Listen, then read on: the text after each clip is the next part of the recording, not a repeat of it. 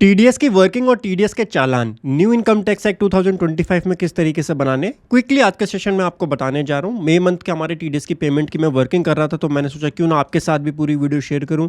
ये हमारे पूरे इन्वॉइसेस हैं, सारी वर्किंग है जो कि हमने यहाँ पे कंप्लीटली की हुई है, जिस पे हमको टीडीएस काटना है।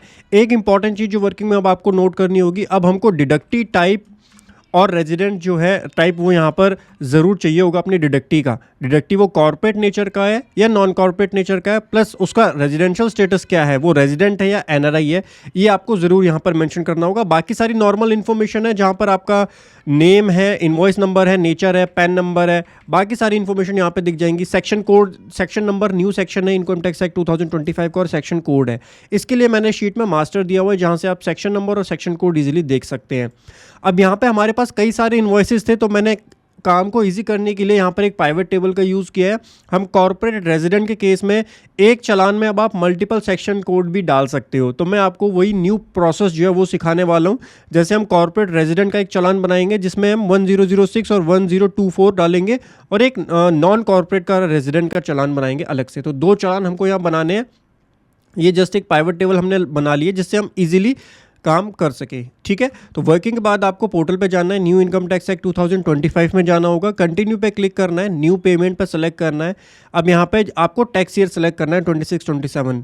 पहले यहाँ पर जो है आपका असेसमेंट ईयर आता था, लेकिन अब टैक्स ईयर आ रहा है, तो टैक्स ईयर 26-27 के लिए हम काम करेंगे। एंड पे टीडीएस पे आपको यहाँ पर सेलेक्ट करना होगा। सबसे पहले हम अपनी वर्किंग में देखेंगे कॉर्पोरेट और रेजिडेंट, तो यहाँ से आपको डिडक्टी का नेचर जो है वो कंपनी डिडक्टी है हमारे केस में, जिसको कॉर्पोरेट टैक्सेशन बोला जाता है, और रेजिडेंशियल स्टेटस उसका जो है वो रेजिडेंट कंपनी है, तो रेजिडेंट डिडक्टी यहाँ पर हम सेलेक्ट करेंगे। ठीक है, उसके बाद हम कंटिन्यू पे क्लिक करेंगे। अब हमको सेक्शन देने हैं या सेक्शन कोड बताना है। दो सेक्शन हम एक चालान के अंदर डालने वाले हैं, एक सेक्शन 1006 सेक्शन कोड और सेक्शन कोड 1024। तो यहाँ से हम सर्च करेंगे 1006, जो कि हमारा कमीशन और ब्रोकरेज का होता है। 1006 के अंदर जो अमाउंट है वो 538.8 है, इसको हम 539 कर देते हैं। टैक्स अमाउंट को 539 कर देते हैं। राउंड अप में मैं चालान बनाना प्रेफर करता हूँ, तो 539 हो गया, इसको हम ऐड कर देंगे। उसके बाद एक चालान बनेगा 1024 का, 1024 का चालान बनेगा, जो कि आपका पुराना जो कॉन्ट्रैक्ट वाला सेक्शन होता था उसका ये चालान 1024 सेक्शन होता है। एंड इसमें टैक्स का अमाउंट हमारा कितना आ रहा है, 1566 आ रहा है, 1566 आ रहा है, ये हम ऐड कर देंगे। तो देखिए कॉर्पोरेट और रेजिडेंट में दो चालान हमारे आगे 1006 और 1024।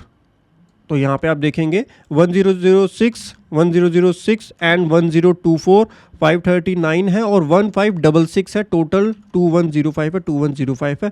परफेक्ट, ये चालान हो जाएगा। कंटिन्यू पे हम क्लिक करेंगे, एक बार आप चेक कर लीजिए डिटेल्स को। उसके बाद कंटिन्यू पे क्लिक कीजिए। नेट बैंकिंग, जिस भी मेथड से आप पेमेंट करना चाहते हैं इसकी पेमेंट कर सकते हैं। मैं क्विकली इसकी पेमेंट करता हूँ, फिर आपको ये चालान दिखाता हूँ एक बार, और फिर दूसरी पेमेंट करेंगे, यहाँ पे दूसरा चालान बनाएंगे। सो चालान हमारा यहाँ पे बन चुका है। चालान में आप एक चीज़ नोटिस करेंगे कि देखिए दोनों सेक्शन हमारे आ रहे हैं, कमीशन वाला भी आ रहा है और कॉन्ट्रैक्ट वाला भी आ रहा है, दोनों एक ही सेक्शन के अंदर आ रहे हैं। 1006 अमाउंट है 539, ये 539, और 1024 1566 का ये वाला अमाउंट है। कॉर्पोरेट और रेजिडेंट का हमारा ये चालान यहाँ पर बन चुका है। अब इनकम टैक्स पोर्टल पर चलते हैं और यहाँ पर एक दूसरा चालान बनाते हैं। मेक अनदर पेमेंट पे आपको क्लिक करना है। टीडीएस के पेमेंट के लिए आपको अपने 10 नंबर से लॉगिन करना होता है। 26-27 यहाँ पे प्रोसीड करेंगे।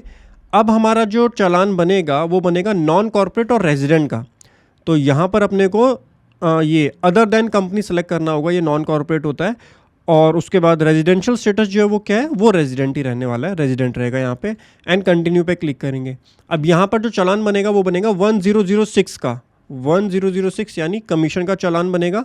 और इसका टैक्स अमाउंट कितना होगा, टैक्स अमाउंट यहाँ पर आ रहा है हमारा 2314 ले लेंगे हम, 2314 ले लेंगे एंड इसको ऐड कर देंगे। अब नॉन कॉर्पोरेट और रेजिडेंट में हमारा एक ही है, तो 2314, इसको कंटिन्यू करके एंड इसको कंटिन्यू करके मोड ऑफ पेमेंट सेलेक्ट करके इसकी पेमेंट एक बार कर देते हैं। सो ये हमारा दूसरा चालान बन गया है कमीशन वाला, और ये हमारा जो है वो रेजिडेंट इंडिविजुअल वाला है। नॉन कॉर्पोरेट और रेजिडेंट वाला ये वाला चालान हमारा बन गया है।